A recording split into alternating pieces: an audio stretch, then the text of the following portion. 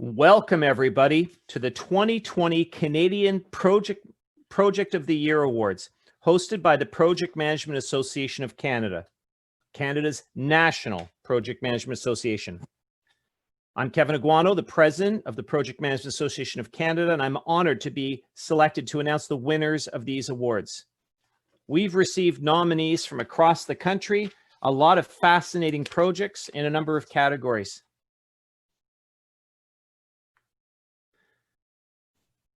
Okay, let me tell you a little bit about the awards. This is the first year of these awards. Calls for nominations went out in the summer, and we've had a good number of submissions in multiple categories. We've designed these awards loosely on the old Canadian Project Excellence Awards, or CPEX Awards, that ran from about 2004 to 2009. This is the inaugural year of these awards, and we've kept the process simplified. We're going to and a fewer number of categories, so we could work out some of the kinks in the process. For 2021, we plan on expanding the program of awards in categories with both regional and national winners, and we're going to post notices to PMAC members on our website, our LinkedIn groups, and other social media in the spring with details of the applications for the new awards program that'll be run again in the fall of 2021. Keep your eyes out for the details. It looks to be a very fun process. We really enjoyed this. Okay, PMAC's Awards Committee is composed of IPMA accredited assessors who formed a list of judges made up of selected assessors from the PM community. To avoid conflicts of interest, judging is done using a double-blind approach, where the judges don't know the names of any of the nominees, their employers. Some of that information is kept out, so the details are redacted from some of the documentation. Now, some of this we can't do on the projects. They have to know some details about the projects, but they don't get the contact information or the names of the applicants. So to avoid any conflicts of interest there that we can. And the nominees don't know the names of the judges so that we avoid any improprieties. Everybody uses the same scoring sheets to come up with an objective score. We combine the scores of all of the judges to get an overall score for each nominee, and the highest overall score wins. Now, we had 3 award categories this year. The first one was engineering construction projects.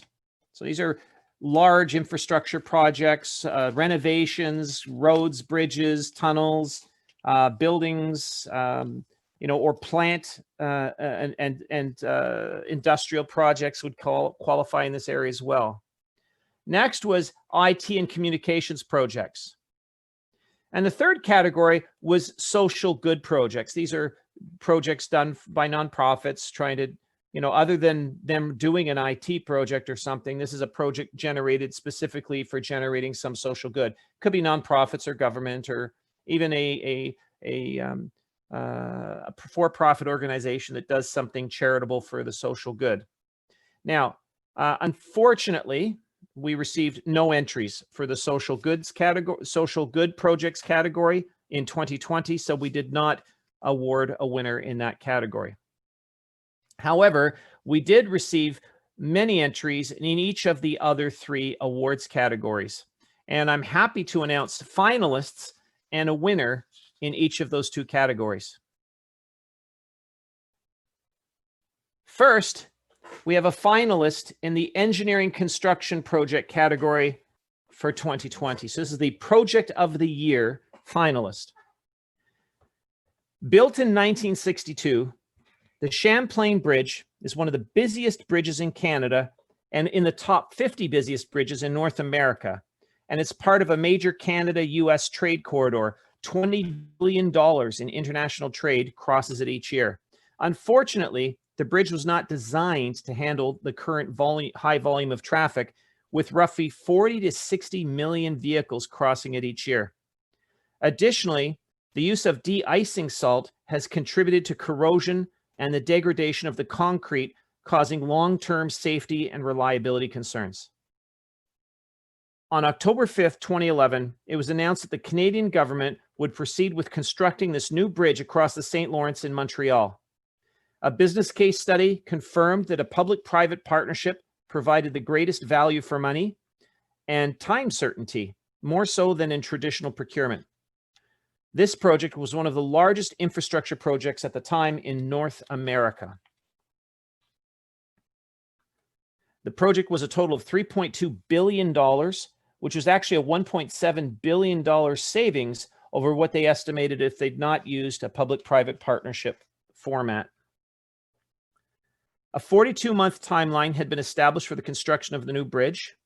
This presented a great engineering challenge, particularly since it coincided with other major roadwork in Montreal going on at the time, including work on the current Champlain Bridge, the Turcotte Interchange, and the Bonaventure Expressway. To meet the challenging timeline, the decision was made to use some agile construction techniques, including maximizing the prefabrication of concrete and steel parts and assembling some off-site. The project resulted in an increase to 3 lanes for traffic in each direction and a useful lifespan of 125 years by incorporating some advanced features such as the use of stainless steel rebar in the concrete at locations most exposed to de-icing salt, a high-performance drainage system, and the use of a 3-coat high-performance paint system to seal the concrete. In addition to the new bridge, the project included construction of a 740-meter bridge and a highway to l'Île de Sur, reconstruction and widening of Autoroute 15, and surface operation and maintenance of the Clement Bridge and the Bonaventure Expressway. Construction of the 3.4-kilometer long Champlain Bridge was accelerated for completion in 2019, 3 years ahead of what they had originally planned. This is a huge success in the public-private partnership space, and it was winner in 2015 of the Effective Procurement Award from the Canadian Council for Public-Private Partnerships. So this is our first nominee for the Engineering Construction Project of the Year in Canada.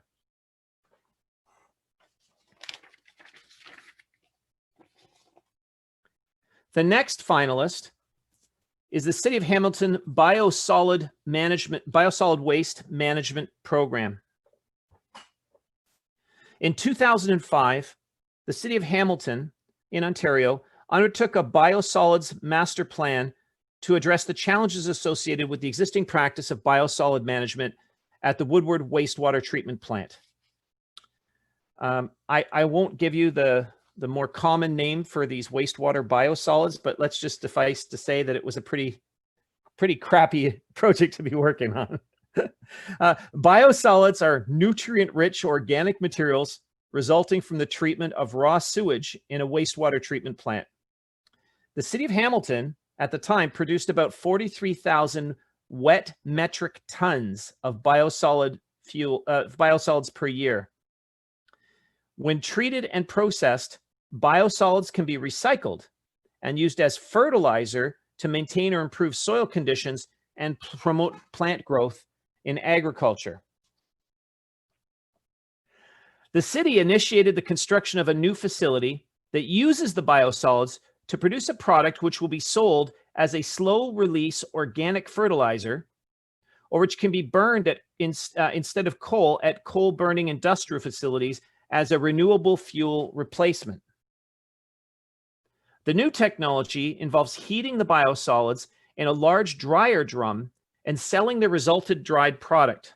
The facility allows the city to transfer risk in processing and marketing of the biosolids in the most efficient manner via a public-private partnership, providing fixed known costs over a 30-year life cycle.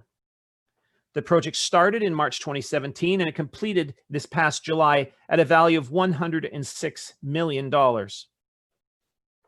It used a design, build, finance, operation, and maintenance style construction contract, and it was the winner in 2018 of the Water Deal of the Year Award of distinction.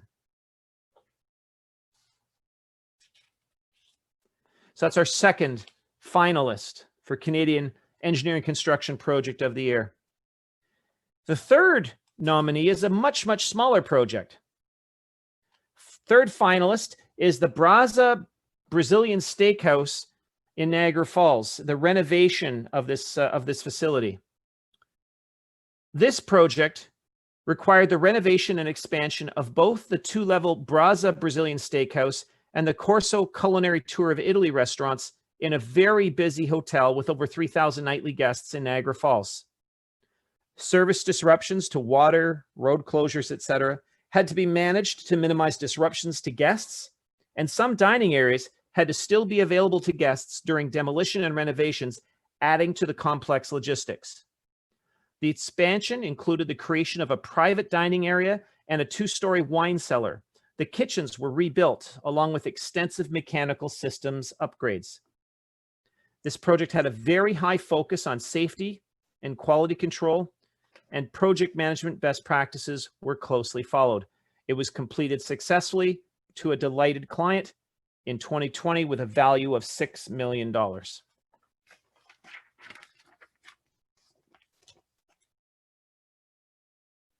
The winner of the Canadian Engineering Construction Project of the Year, the first time we've given this award, is the Champlain Bridge Replacement Project. Congratulations to the management team who applied some very innovative and creative solutions to make this project exceed all expectations, and one of the first large-scale implementations of some of these agile construction fundamentals that I've ever seen. Good going. So that was our construction engineering category. Denny says, woohoo, Montreal thanks you. Very good.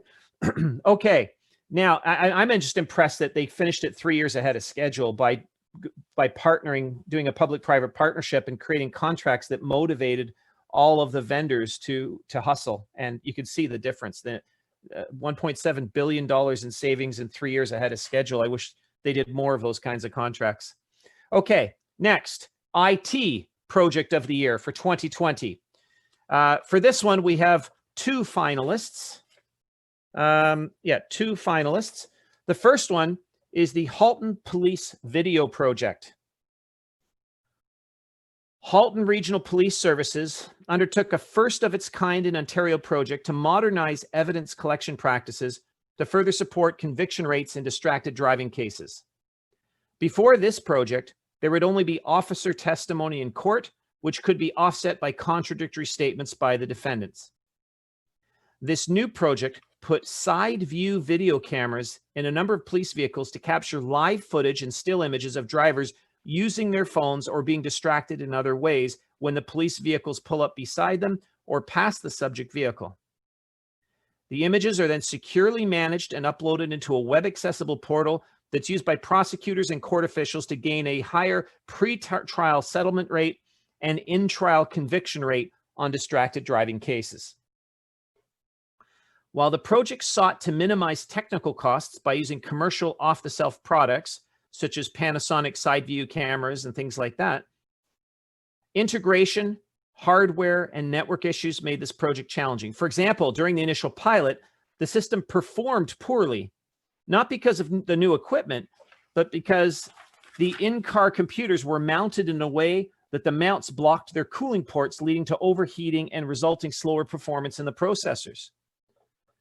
This had been going on for years, but nobody had noticed. But the higher demands put on the computers by the video processing revealed the underlying problem. Another unexpected challenge was the spread of the SARS-CoV-2 pandemic and the resulting COVID-19 shutdowns. The project team had to quickly adapt to the disruptions and find creative ways of getting this project back on track. Issues such as these were effectively dealt with, and the project is set to complete before the end of this year, on time and on budget, despite COVID delays.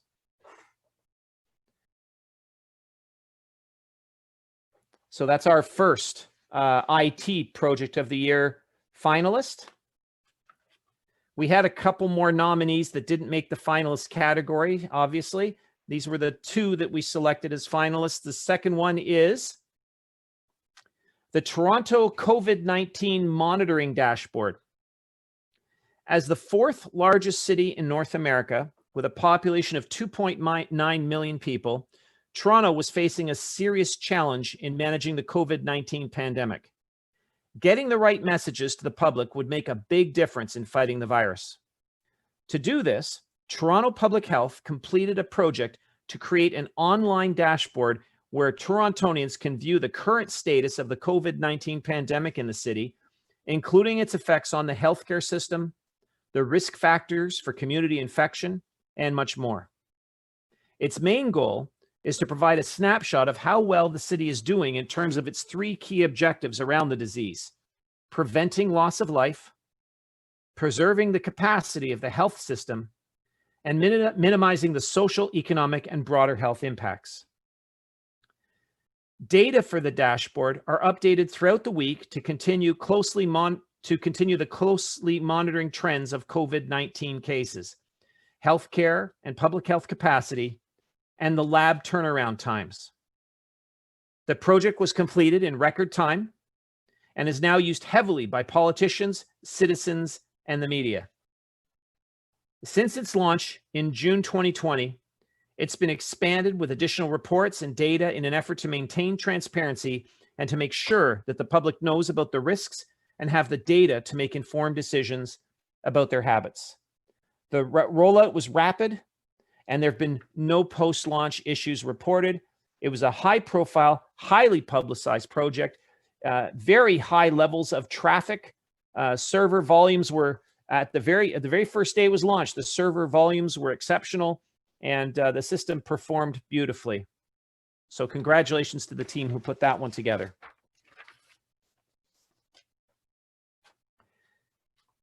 And the Canadian Information Technology Project of the Year winner for 2020 is the Halton Police Video Project. Congratulations to the project manager, Navi Sartaj, and project sponsor, Inspector Julie Craddock, for your win. It's great to see projects that overcome COVID-19 prompted delays to still deliver projects on time. That's the end of our Project of the Year awards. Please spread the word about these awards. Keep your eye out for details on the expanded awards programs in spring 2021. We'll have several more categories like sustainability projects, a category for small projects, another category for change-related projects, as well as provincial winners and a national winner in each category. At this point, we're done a little bit early because we don't have as many nominees, but to go through our finalists as I had expected. Let's open it up for some questions or comments. Does anybody have anything to say, or do we have any of the project managers from any of those projects on the call? If we do, please feel free to unmute yourself and share a couple words. And if you want to tell us a bit more about the project, you're welcome to.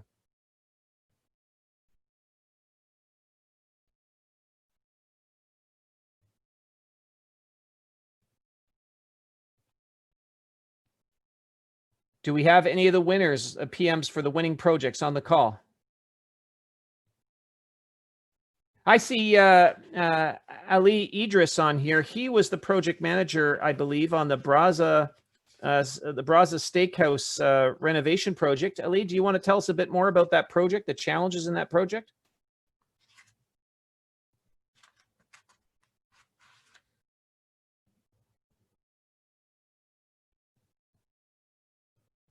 Perhaps he's a little shy. Anybody else on the call who's involved in any of these projects, feel free to unmute yourself and share a couple words.